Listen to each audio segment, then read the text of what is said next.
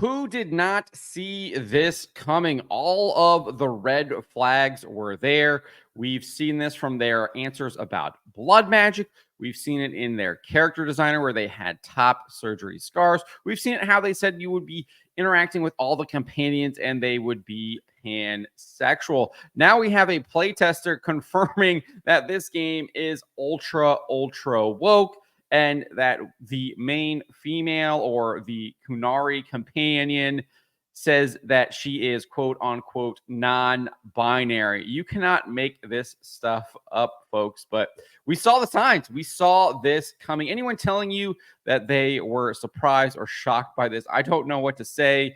All of the red flags were there, and there were numerous of them. But let's get into what this playtester had to say, who revealed significant details about just how terrible Dragon Age the Veilguard is. Before we get to this, though, I'd like to ask you, please hit that subscribe button, hit that bell for notifications so you don't miss any of our future videos here at the Trent Report. I wrote this up over at thatparkplace.com, and this playtester broke his NDA to basically confirm all of the warning flags that we have seen. He spoke with this YouTuber here, Nuri, and he started off by saying that Kunari companion Tosh is non-binary. He said this: "She told me that I am a non-binary person. How the hell that a fantasy game and Thetis have the word non-binary? She said that I don't like men and I don't like women. I identify myself as non-binary just like that." I mean, so predictable, so obvious that this was happening. I've been saying this now, I feel like, for a couple of months. As soon as we saw that character, that was a self-insert character for the game director, Corinne Bush, a man pretending to be a woman. And I think this just adds further evidence to my speculation and theory. He didn't stop there, though. He went on to discuss the romance options available in the game, implied that they are gender locked. So we've seen statements from the developers claiming that you can basically romance all the characters. He's saying during his playtest that was not the case. If you were a straight male character, you could only romance the dwarf Harding and the female mage Nev. So they seemingly were actually more based than what they decided to do during the playtest. He then went on and says, if you choose the non-binary person, or if you choose your pronouns as non-binary in the character creator, you can romance all of the characters. Regarding the pronouns, he said this: of course, there's pronouns. They shove it in your throat, just like Starfield. Same thing. Again, we've seen that in the character creator that they've released and shared with a number of other YouTubers, streamers, influencers, etc., whatever you want to call them. As far as the game's story, he described it as, quote, baffling. He went on to point to Solus's role. They put him on the side. He's basically in the fade, and basically we will talk to him every now and then, and that's it. And at the end of the game, there is something that is going to happen. He didn't want to like spoil the ending, but he said there's two elven gods. One of them is Gilanian, and he will make another Darkspawns, and the other one, Elgarnon, he was trying to take the elves and basically enslave them again, something like that. He says it was just disappointment after disappointment regarding the story. The idea that they were sidelining Solus, again, not surprising at all. Remember, this game was actually originally titled Dragon Age Dreadwolf. That was the first name they gave it when they decided to actually begin marketing this game in full earlier this year. That is when they retitled it to the Veilguard. It does indeed sound like they massively sidelined Solus in their entire vision, and that is why they retitled it to kind of adjust those expectations that players would have, thinking that the game would be primarily about Solus and would have a lot to do with Solus, that he would be the main antagonist. Clearly not the case according to this playtester. Again, this is what we see time and time and time again when you embrace woke ideology. The story is sacrificed because these people don't care. They do not care about the story. They cannot look past anything besides their wicked ideology and their politics. That's all it is to them. It is not actually about escape. It's not about entertainment. It's not about any of the things that Lord of the Rings author J.R. Tolkien talks about in his essay on fairy stories, constellation, etc. Not about any of those things which make up a good fairy story. It's not about that anymore.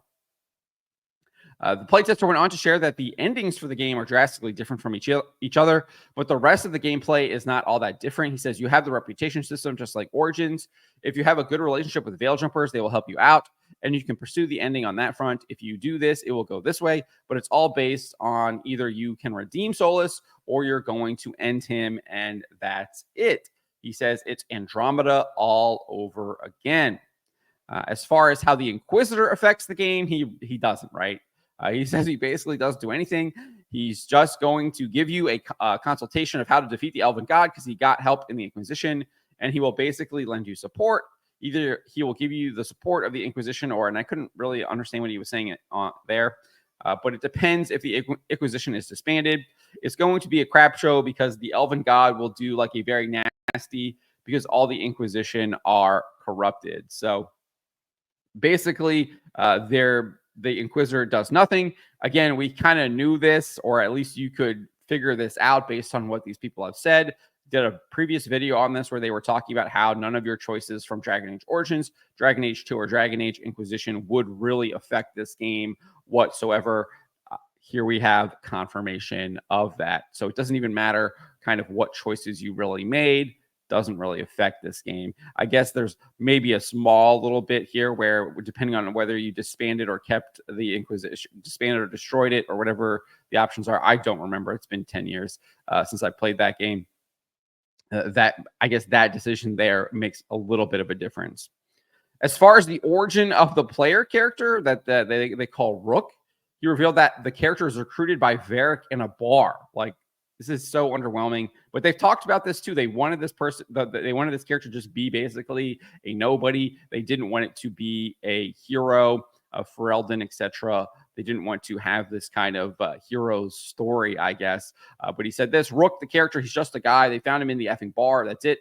Varric and Harding were in the bar. They say, "Oh, is it this guy?" They say, "No, he doesn't look good." "Oh, is it this? Maybe this guy?" "No." "Oh, this guy?" "Yeah, I think this is going to be a good guy to have the fate of the entire Thedas on his hand." So he explains that's how the origin of this character comes about. No longer do you get those kind of detailed, interesting origin stories that you had from Dragon Age Origins. And again, I guess they never really continued those after that. I actually really like those.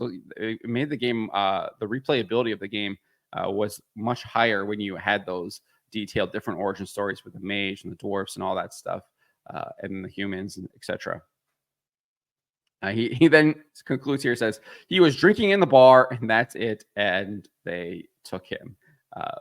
Just zero creativity, zero imagination here at BioWare. This game is this game company is done. I just don't see this game performing well whatsoever. Even if it does get decent sales, the people who are going to be playing this game are going to be like, "What in the world did I buy?" And the brand reputation for BioWare will continue to sink. He then shared that his feedback was not even passed along to developers at BioWare.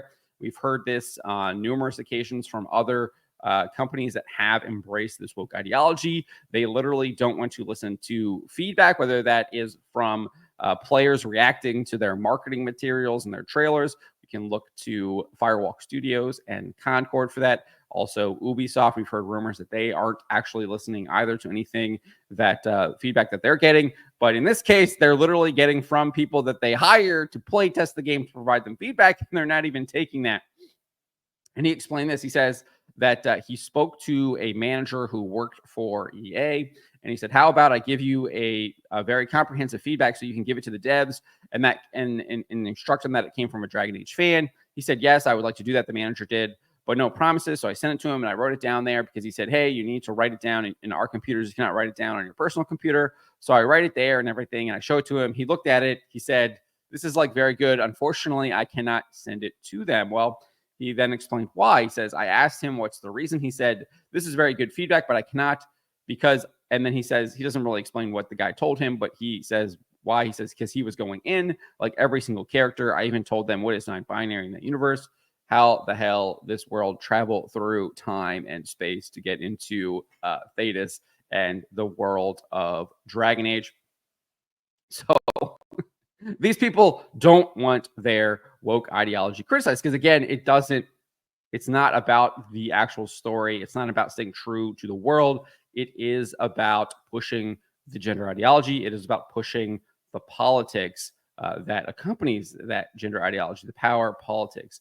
It's also about humiliating people like this guy to say, hey, we're in charge now. This thing you loved, well, it's ours now. You no longer get to have it. We're going to destroy it. And that's exactly what they do time and time and time again. Just look at the franchises they have done this to: Wheel of Time, Lord of the Rings, etc., etc., Star Wars, Marvel, over and over and over again. From there, he discussed the Grey Warden Davern, and that he actually has no knowledge of the Grey Wardens. He says he has no idea about anything for the Grey Wardens. He's basically a scout in the Grey Wardens. He didn't fully finish his training. But he was the one that decided the entire Grey Wardens once again, and he is nobody. And then he says that the reason why he gets to do this is because they made him a different skin tone. So again, you just can't make this stuff up. He also described the gameplay that takes place in the Fade as a walking simulator, and it features a couple of fetching quests and taking stuff here and there, and that's it. He also notes that when you do interact with Morgan and Varric in the game, they're merely just advisors. He says, when I play tested it, I told myself and my friend that this is the end. This is the end for BioWare. This is where BioWare, they say EA will basically pull the plug. So that is the information from this playtester. You can watch the whole video in this article from Nuri, where she talks to him. I'll have the link in the description below. But as I said at the very beginning of this video, this is not surprising. We've seen all of these red flags. We knew this was coming. We knew that it was going to be this ultra woke game. And this playtester is simply confirming what we all suspected. But let me know what you guys make of this. Let me know in the comments below. Remember to always be charitable, especially to each other, but to always speak the truth.